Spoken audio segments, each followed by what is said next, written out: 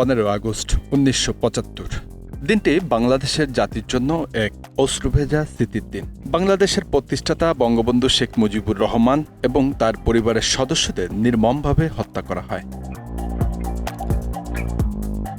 এই মর্মান্তিক হত্যাকাণ্ডের ফলে পুরো জাতি শোকগ্রস্ত হয়ে পড়েন। কিন্তু এই হত্যাকাণ্ডের পরপরই বাংলাদেশের রাজনৈতিক টালমাটাল পরিস্থিতিতে চলে সেনা সদস্যদের কু পাল্টা কু এর ঘটনা।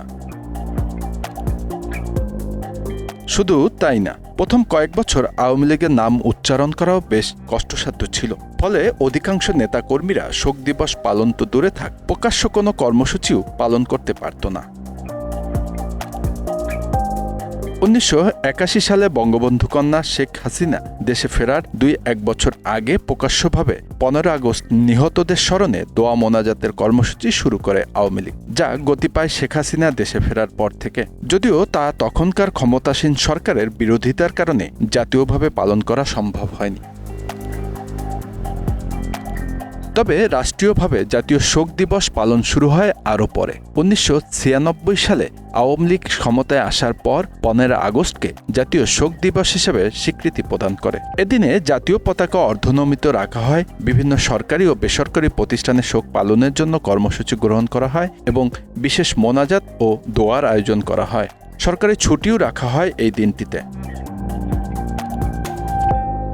কিন্তু ২০০১ সালে বিএনপি জামাত জোট সরকার ক্ষমতায় এসে শোক দিবস পালনের এই প্রথা বন্ধ করে দেয়। দীর্ঘ ৭ বছর ধরে ২০০৮ সালে উচ্চ আদালতের রায়ের মাধ্যমে আবারও এই দিবসটি জাতীয়ভাবে পালিত হতে শুরু করে। গত ৫ আগস্ট ৭৫ সালের পর দ্বিতীয় দফায় বড় ধরনের বিপর্যয়ের মুখোমুখি হয় আওয়ামী লীগ। দেশ ত্যাগ করেন আওয়ামী লীগ সভাপতি শেখ হাসিনা সহ দলটির বিভিন্ন স্তরের নেতাকর্মীরা। আর যারা দেশে রয়েছেন তারাও রয়েছেন আত্মগোপনে। এই প্রেক্ষিতে নতুন করে আরেকবার জাতীয়ভাবে শোক দিবসের কর্মসূচি পালন অনিশ্চিত হয়ে পড়েছে।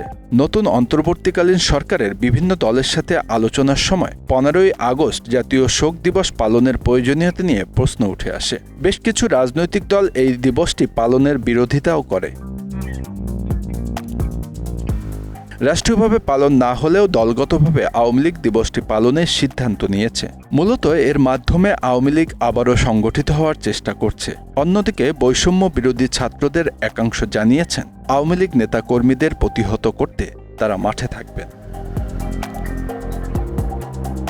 Bangla affairs news desk.